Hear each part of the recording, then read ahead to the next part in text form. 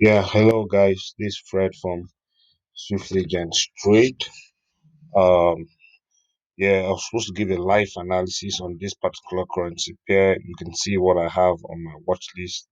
I've been on some of these currency pairs since Monday, since the beginning of this week, and I've had good profit on most of these currency pairs. But let me just talk about GBP JPY, which happened to be one of my favorite pairs for the week, although it has not given me the movement, I want as expected. It's not giving me that movement, but it's still at a very good region. You could see on the 4 hours chart that the GBP JPY is making a W formation, so after it dropped down to this particular um, support region, he moved up and came down, a little bit to this region, and it's also at the verge of moving up. So I expect the GBP JPY to continue this W formation upwards to somewhere around here, somewhere around this region. So this is what I'm expecting from the market. Let me uh, let me draw it so that you can all see. So I'm expecting a move this way, a move this way. It came down here, it went here up, down again. I expect it to go up to somewhere around there to complete this double pattern. So this is going to be our resistant region. Okay, just a minute. This is going to be our resistant region. I'm expecting it to resist somewhere around this area. Somewhere around this area. So resistance zone. So let me just mark it there. Resistance zone. Okay.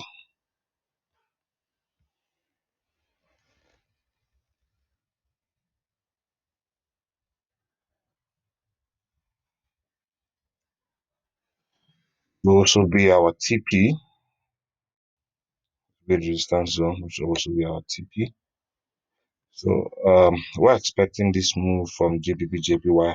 That's not giving us that move, that push yet, but we're expecting it to move that way. Let's check the COT to see what the hedge funders are doing in the market. You could see that from the release of this week, we see that the GBP is quite strong. He added about 8,000 units to the previous net positions. So you could see that the long position in percentage actually increased by 3 point something percent, while the short positions actually reduced by 1 point some percent. So we could say that the GBP is quite strong. So let's look at the JPY. Okay, the JPY, yeah, is getting weak. You can see it's getting weak. It lost about 12 or 12,000 units there about net positions. See, the long positions actually increased, and the net positions, just the short positions, actually drastically increased. So it dropped about 12,000. I could say that the JPY is actually getting weak from the perspective of the hedge funder. So when you go back to our charts, but I like taking some of our trades from the 1 hour. You know, we analyze the trades, on a bigger time frame, and we execute the trades on a lower time frame to see what is going on here. Um, okay, okay. You see on the 1 hour, it has actually pushed from this support region.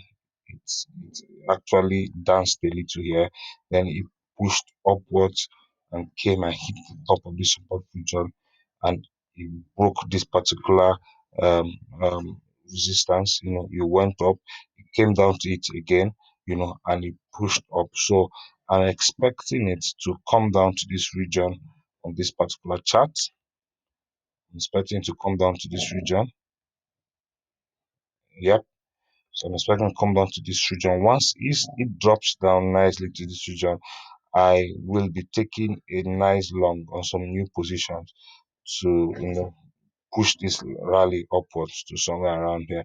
This is going to be my TP1, so we are expecting um we're expecting a risk to reward of about no 2 is to 44.